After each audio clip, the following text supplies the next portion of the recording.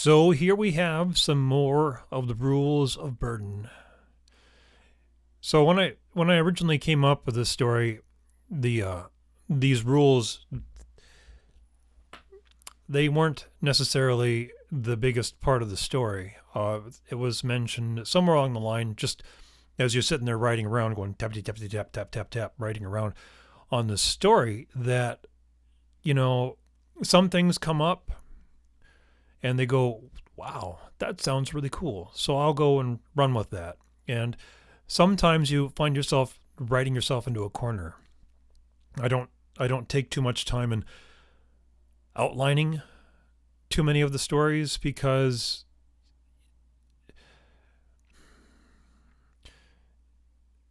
you can tell a story has been outlined a little too much because it seems kind of synthetic. Uh, you want something that's not so well planned out. You see so much of the CGI crap that's on television or on movies these days. You know that they've been planned out by a group of people sitting there like managing everything down to the last detail. And there's no spark. There's no artistic flair, call it that. That really seems to define the piece of artwork as anything other than just something to make the shareholders happy. And I'm not saying that my lack of discipline and not planning out any of this stuff is better. It's different, to say the least. But these rules of burden popped up on I can't remember exactly where it was, but it popped up somewhere. And I looked at that. It's like, well, if there's one rule of burden, these rules that people live by, always people have to have rules to live by, and the rules are like bacterium. They seem to grow exponentially. So what other rules can we have? And so I sat down for a little bit of time to kind of hammer out some rules, and understanding that you look at religious rules and legal rules and social rules, a lot of them repeat themselves just in a different way. A lot of them don't make any sense. The capacity for organizations and institutions to keep rules that are essentially obsolete or paste over rules, it's like getting your computer firmware updated. It doesn't really get rid of the old program. It just kind of writes over it, kind of patches over it. So it doesn't really get rid of the old crap. It just kind of covers up the new crap. It's like taking a pile of dirt that you swept up and you just throw a rug on it, and it's all good. So that's the rules of burden were just kind of like just one of those things that just popped up in writing it.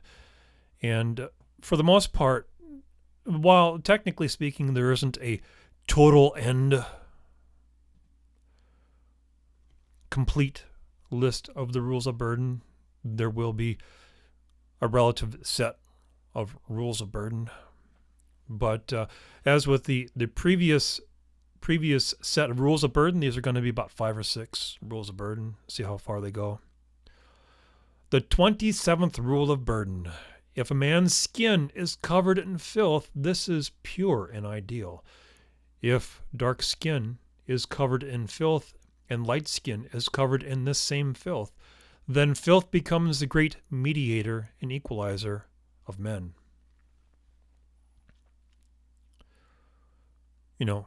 Equality, egalitarianism. It's an unknown ideal because it's unlikely to ever happen. Human nature has that peculiar way of always popping its head. Every ideal utopia, everyone seems to come up with some utopian idea, and human nature, it's like Murphy's Law, always seems to pop up.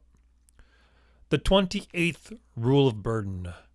Stones or bones, what weighs upon a man's shoulders is most best.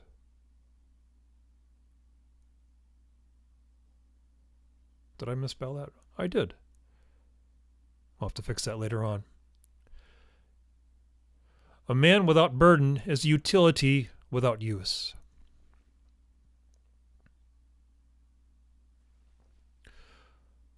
Again, human beings are utilities in this world.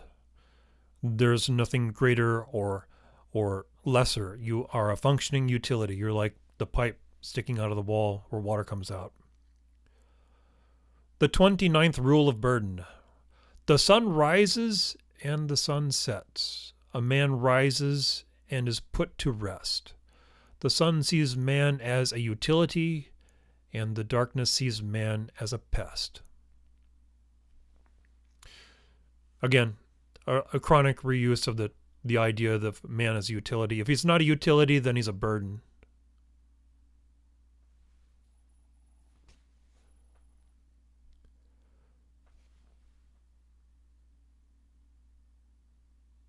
Oh, that far. The 30th rule of burden. To police the souls of men, men must police their brothers. Divide men as utilities and not souls in search of friendship. Now that'll be something that you see this in some dystopian fiction. The Island. It's an awesome film with Ewan McGregor and Scarlett Johansson. It's a wonderful film. The explosions. I think it's a Jerry Bruckheimer film. I think, you get the superficial explosions and the glam of a Jerry Bruckheimer movie, but if you really boil down into it, there's an awful lot of interesting ideas.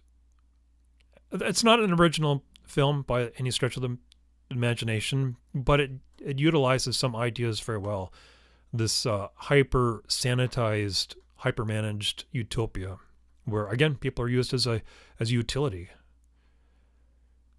But that was, you see that where people get together, they're not supposed to get close.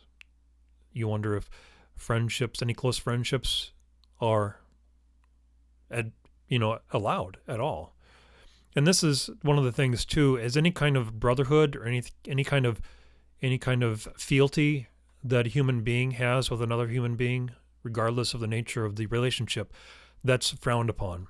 Absolutely. You have loyalty to your purpose as utility, yet again. The 31st rule of burden.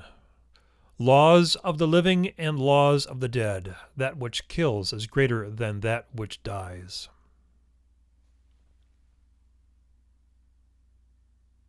Not much to say about that one. The 32nd rule of burden. Pain, like filth, is the great purifier, that which benefits man most. Like wounds, which bleed, it proves he is the best utility. It's the idea that if you have plenty of scars and injuries, that means you've been a good utility because, like calluses on your hand, you can tell a working man, someone who's done their work by the fact that they have calluses on their hands. They have scars, scar tissue. So those are 6 rules of burden. We'll leave them at that. So anyway, we'll keep it short. Thank you for watching. See ya.